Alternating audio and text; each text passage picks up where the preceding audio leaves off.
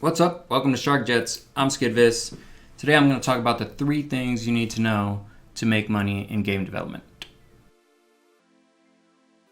Okay, so there's a fellow YouTuber called Thomas Brush. I don't know if you know him, but his channel is all about indie game dev and his experience making games. And he's made a couple of games which look pretty awesome. And to be honest, he's one of the reasons I started this channel. He's very inspirational, motivational, etc. But recently he posted a video about how he was thinking of quitting game development. And of course I was like blown away. I was shocked. Couldn't believe it. My mentor, my inspiration, wants to give this up. You know, one of the reasons that he gave is he actually said sometimes it feels like the games you make just pay for the next game.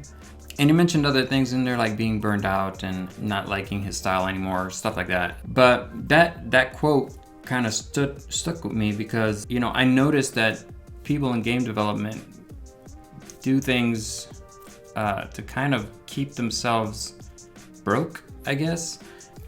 And so I wanted to talk about the things that you should be aware of when you're designing your game and thinking about marketing your game and how to get money from things other than the game. And so let's go ahead and let's just do a quick mental exercise. I'm gonna say a couple of names and you just think about it for a second.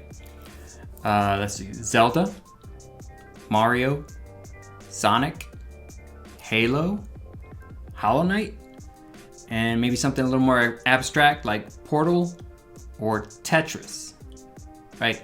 Now I'm sure when I said all those names, something popped into your head. There was something that you thought about that represented those games. And if you do a Google search right now for any of those names, you're gonna see, especially if you search for like tattoos, if you do a search for whatever game, tattoo, you're gonna find that people found something that they wanted to brand on themselves to represent that game. And that brings us to the first thing that we should know, and that is the hook. Making a video game is basically just one thing, right? It's the loop, right? The game loop. Whether it's a first-person shooter or a racing game or platformers, whatever. They have one core mechanic that you drag through the whole process as you tell a story or whatever you're trying to convey when you make that game. But the core loop by itself is nothing. I mean, you can't just sell a core loop. You have to have other things to hook the player. And that may be like your hero or your villain or a very specific play mechanic. For instance, if you look for Portal tattoos, right, you're gonna find the companion cube, right, which it's just a block. It doesn't talk. It's not alive. But when you play Portal, that block becomes a hook, right? Like it belongs to you. It becomes a part of the experience. And again, if you look up tattoos for Portal, you will see that people have tattooed just ovals, blue and orange ovals, right? The portals themselves, they're your constant companion through the whole game. People know what that is, and if they see a blue and orange circle or ovals, they know that this portal that's being represented there. And the same thing with Tetris. Tetris doesn't have any characters in it, but I'm pretty sure you can grab pen and paper right now and draw some, if not all, of the Tetris shapes, right? Like they've stuck into your head, they became something to you. And that's the hook.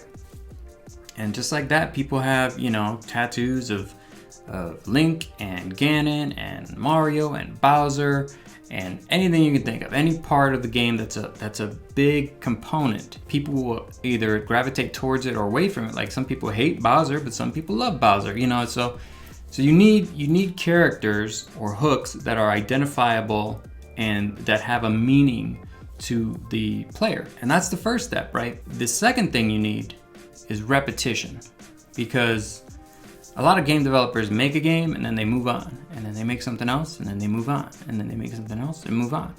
And that's cool, but that's not a good way to build a fan base, right? Because there's not just one Harry Potter book, there's not just one Star Wars movie, there's not just one Star Trek episode. You have to repeat yourself enough times. Just look at Street Fighter. If you think Street Fighter, you're probably thinking something from Street Fighter 2 on, right? You're not thinking of Street Fighter 1. Street Fighter 1 sucked. Let's all be real here. Street Fighter 2, however, was amazing. If they had stopped at Street Fighter 1, we wouldn't have Ryu, Ken, Blanka, Chun-Li, all those characters, right? We wouldn't care about them. But because they persisted, that became a part of our game development history and library. And there's another game. I'm wearing their merchandise right now.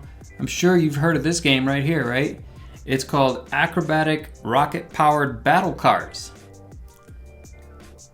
No, right? It's called Rocket League. But did you know that's what the first version of Rocket League was called? That ridiculous name, Supersonic Acrobatic Rocket-Powered Battle Cars. That's a mouthful. And that game didn't do so well. But they changed the name, modified the game just a little bit, called it Rocket League. Boom. History was made, right? And that's step 2. You got to repeat your product. You've got to repeat your characters. You've got to give something that people can invest in, that it's going to be around, you know? Like people when Luke got back into the Star Wars movies, people freaked out, right? Because Luke was a part of them, you know? They could have very easily just introduced more new characters, and some people would have gravitated towards that, but it wouldn't have been the reaction like bringing something we're familiar with back into the product. And that's why, you know, Super Smash Brothers is such a huge hit, because that's what it does, right? It brings in, you know, Shovel Knight and all these other characters that we've experienced somewhere else, and it brings them into this experience.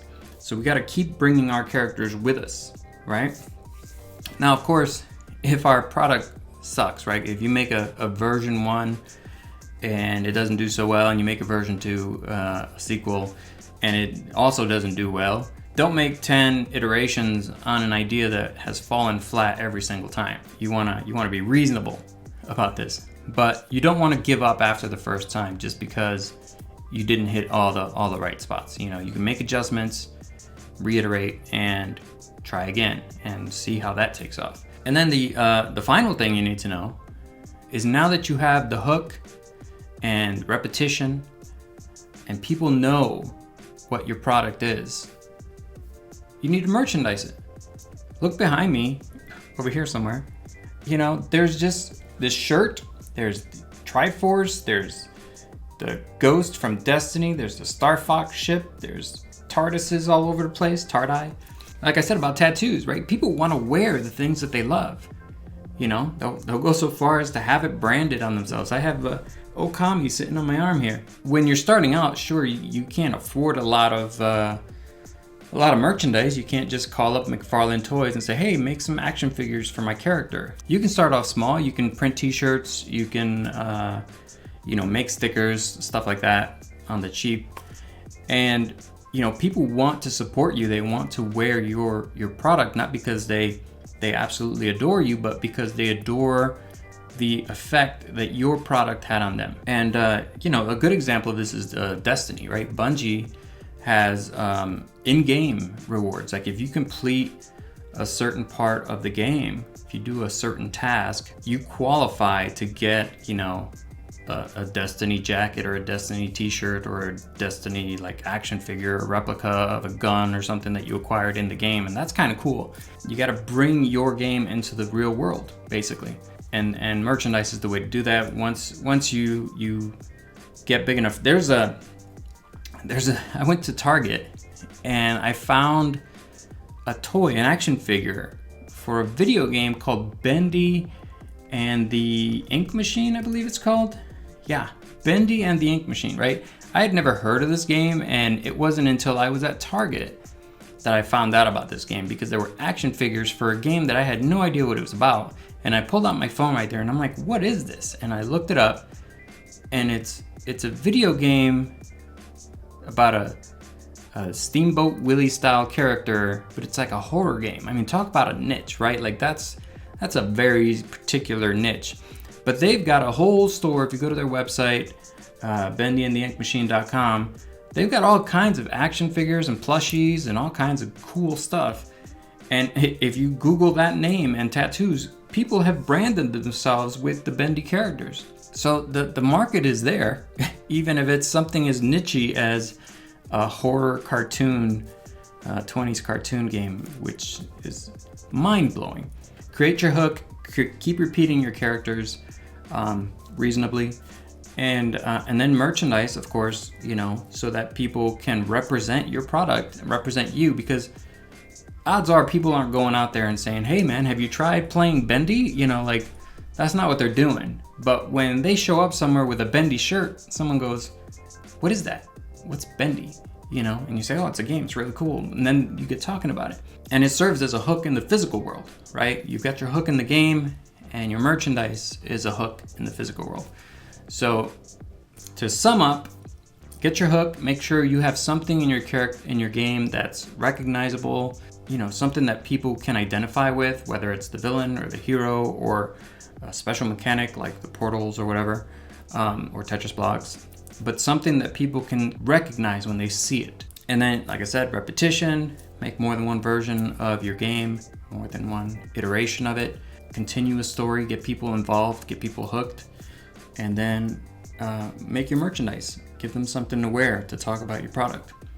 And if you do that, I mean, merchandising is huge, right? Like the new Picard series that just came out, they had to scrap their sets because the toy manufacturers wouldn't make the toys based on that current look, because they said it wasn't Star Trek-y enough, you know? And that's huge, right? Like Paramount had to say, fine, we'll scrap the sets and start over because the toys won't sell if it doesn't look like Star Trek. It's huge that you focus on merchandise, because that's how Marvel makes. They don't make all their money on the movies. They sell merchandise. There's Spider-Man action figures and t-shirts and shoes and hats and all that stuff. That's where the bulk of the money comes from. That's like they did with the Spider-Man Sony deal. Like Sony and Marvel aren't sharing the box office profits 100 or 50-50.